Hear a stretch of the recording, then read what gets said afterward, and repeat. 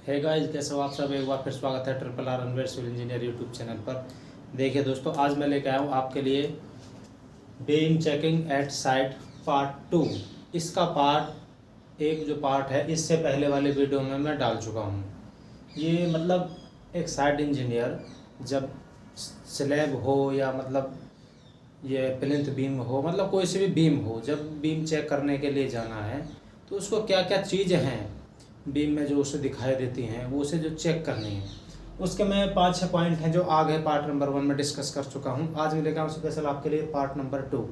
ठीक है दोस्तों, तो बन रहेगा दोस्तों वीडियो में लास्ट तक। वीडियो स्टार्ट करते हैं।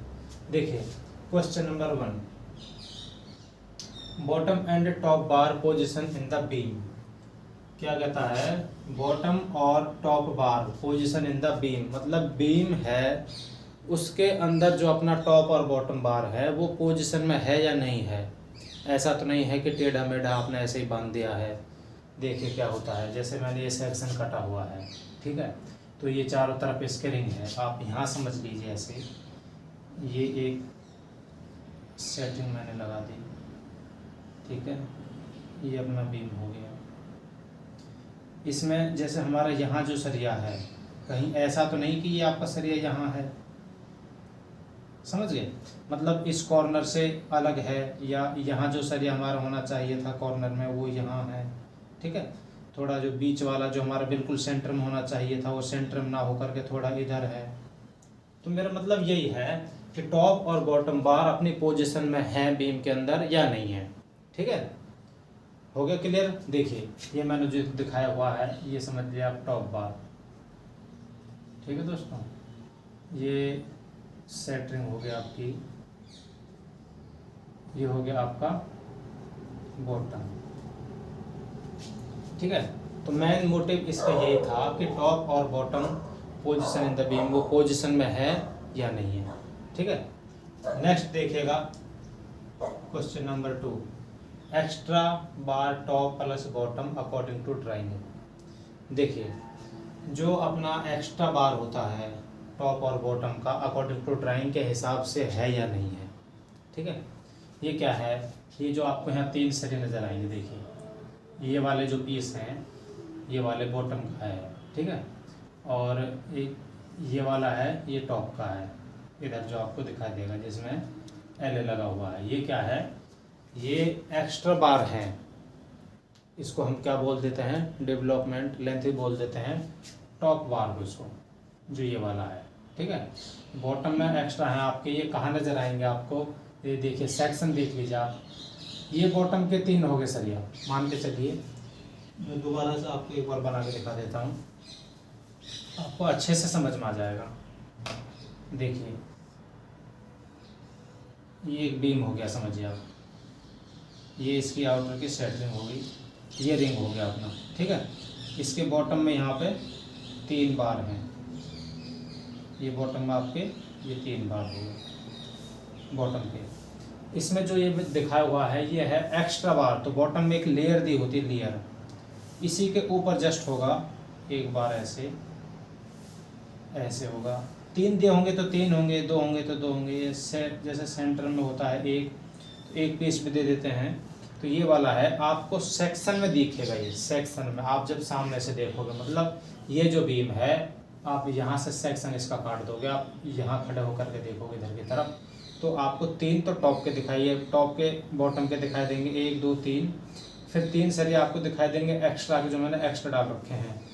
और रहे आपको ऊपर के टॉप के 3, तो ये देख लीजिए आप, टॉप के 3 आपको ऐसे नजर आएंगे, ठीक है। और जो ये एक्स्ट्रा है ये वाला, ये आपको जैसे 2 पीस होते हैं, तो ये यहाँ पे ऐसे नजर आएगा, ठीक है दोस्तों। इनके बीच में क्या होता है, स्पेसर बार यूज करते हैं हम, स्पेसर बार मैंने वो आगे लिखा भी है, मैं आगे वो आपको बताऊंगा, समझ गए। तो इसका मतलब यही था, एक्स्ट्रा बार टॉप और बॉटम अकॉर्डिंग टू ड्राइंग के हिसाब से टॉप और बॉटम बार है प्रॉपर या नहीं है, अपनी पोजीशन में लगे हुए हैं, जितने ड्राइंग में दिखा रखे हैं उसी हिसाब से हैं या नहीं, ठीक है। क्वेश्चन नंबर 3 देखिए आप, grade of steel according to drawing, मतलब जो हम सरिया बांधते हैं, हम ड्राइंग के हिसाब से जो हमारे बीम में जो सरिया दिखाया हुआ होता है, हम जो वो सरिया यूज करते हैं बीम के अंदर, मतलब उसका ग्रेड जो है, स्टील का ग्रेड है, वो ड्राइंग के हिसाब से है या नहीं है। देखिए ग्रेड हमारे 4-5 प्रकार के होते हैं, मैंने यहाँ 3 प्रकार के दिखाए सिर्फ आपको एग्जाम्पल के लिए। देखिए FA होता है 415, ठीक है, D 500, 550 D, स्मॉल भी होते हैं, 600 भी आता है, 450 भी। FA का मतलब होता है फेरियस, जो क्या प्रदर्शित करता है, मतलब ये लोहा है, आयरन है, फेरियस, ठीक है। ये पेरियोडिक टेबल का है Fe। डी क्या प्रदर्शित करता है, डिफॉर्मिड,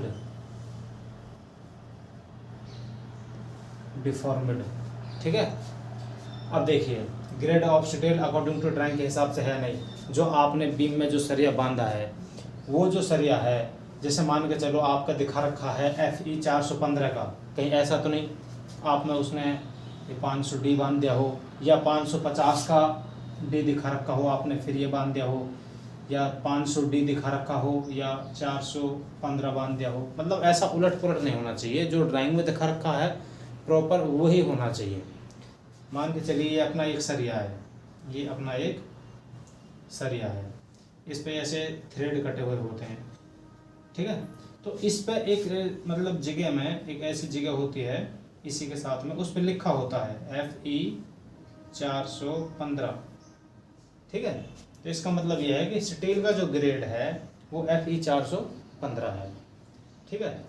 देखिए नेक्स्ट क्वेश्चन, देखिए क्वेश्चन नंबर 4, स्पेसर बार प्रोवाइड 20 mm अबोव। मैंने क्यों लिखा है 20 mm अबोव?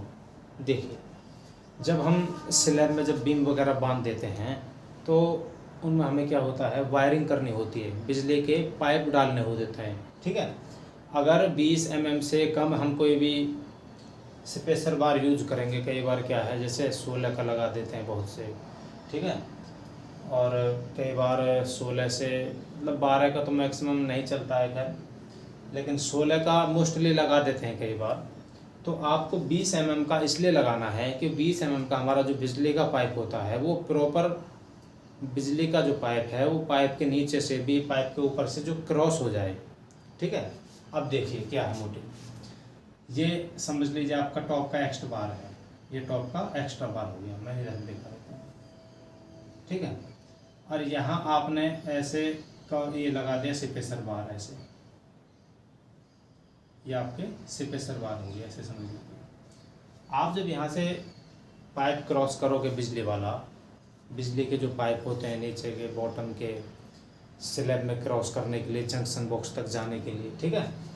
तो क्या है, ये जो 20 mm का अगर आपका करोगे, यहाँ जगह स्पेसर नहीं है ना, तो यहाँ से आपका पाइप क्रॉस नहीं होगा, यहाँ से आपका पाइप है वो क्रॉस होकर के नहीं जाएगा, वो टच हो जाएगा इसी में, क्योंकि आपको भी पता है 20 mm क्रॉस करने के लिए तो 20 mm तो मिनिमम तो जगह चाहिए कम से कम, वो भी उसमें ऐसे टच होके जाएगा बड़ी मुश्किल से। तो ज़्यादातर जो यूज करते हैं 20 mm से कम तो आपका होना ही नहीं चाहिए, 20 mm से कम नहीं होना चाहिए, 20 से और प्लस होना चाहिए 25, कितना होना चाहिए अपना 25 mm, ताकि अपने 20 mm के और 25 mm के पाइप आराम से निकल जाए। और ये एक चीज़ ध्यान रखना दोस्तों, स्पेसर जो बार होता है वो कितनी दूरी पे होता है, 800 mm टू 1 मीटर, ठीक है। 800 mm से 1 मीटर की दूरी पर अपना स्पेसर बार होना चाहिए। जैसे बीम की अपनी जो है, ये ऐसे समझिए आप बीम है, ठीक है, ये इसकी जो गहराई है अपनी ये 230 है, ठीक है, ये मान के चलिए आप 450 है। तो इसमें हम कितना स्पेसर बार यूज कर सकते हैं, चौड़ाई तो इसकी ये है, ये वाला हिस्सा है, तो हम इसमें 230 का भी लगा सकते हैं, 230 का भी स्पेसर बार यूज कर सकते हैं। अगर आप 230 का नहीं लगाना बिल्कुल, देखिए 230 का कैसे लगेगा, 230 का आपका समझो हल्का ऐसे तिरछा आएगा ऐसे, ठीक है, और जो 200 का हम लगाएंगे तो 200 का क्या है हमारा बिल्कुल प्रॉपर ऐसे सीधा नज़र आएगा, ठीक है। तो हम दोनों यूज कर सकते हैं, 200 का भी प्लस 230 का भी, ठीक है। तो मोस्ट इम्पोर्टेंट था ये स्पेसर बार का। नेक्स्ट क्वेश्चन देख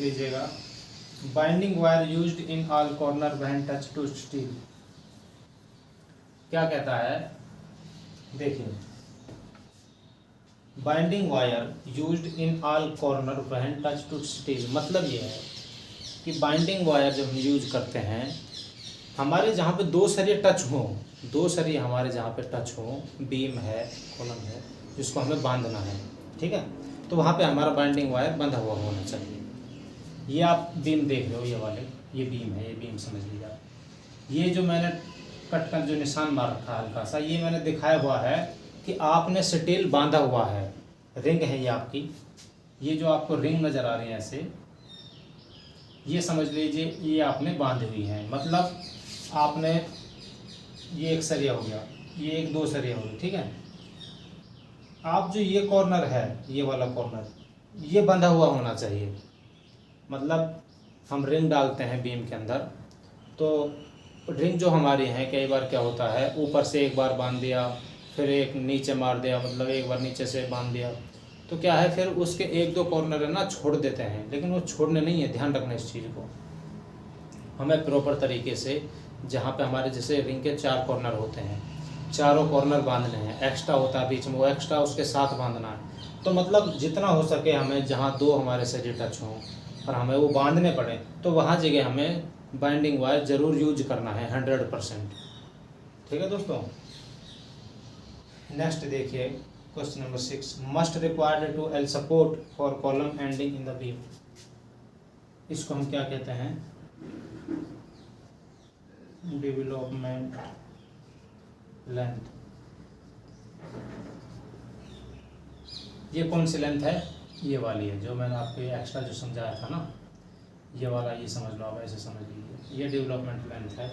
ये कॉलम सपोर्ट पे वेरी इंपॉर्टेंट पॉइंट है इसका, ये समझ लीजिएगा। ये जो बीम का जो बीच का ये जो लोड होता है, ये वाला जो लोड होता है इधर का, ये इस लोड को यहाँ पर ट्रांसफ़र करता है अपनी ताकत लगा करके, ये इस लोड को यहाँ पे ट्रांसफ़र करता है, और ये जो ट्रांसफ़र करता है ये लोड, डेवलपमेंट लेंथ, ये कॉलम पे उतार देती है अपना लोड, ठीक है। इसी का मेन मोटिव यही है, इसका मेन मोटिव यही है। और इसमें हम एल क्यों लगाते हैं, एल इसलिए लगाते हैं ताकि इस पे ज़्यादा जोर ना पड़े, ये इसका जो ऊपर का वजन है इसको सहन कर सके, और यहाँ तक इसको वजन को ट्रांसफ़र कर सके कॉलम के नीचे तक। ठीक है दोस्तों, तो आप स्क्रीनशॉट ले लीजिए दोस्तों, बताइएगा आपको वीडियो कैसी लगी, लाइक कमेंट शेयर ज़्यादा से ज़्यादा कीजिएगा।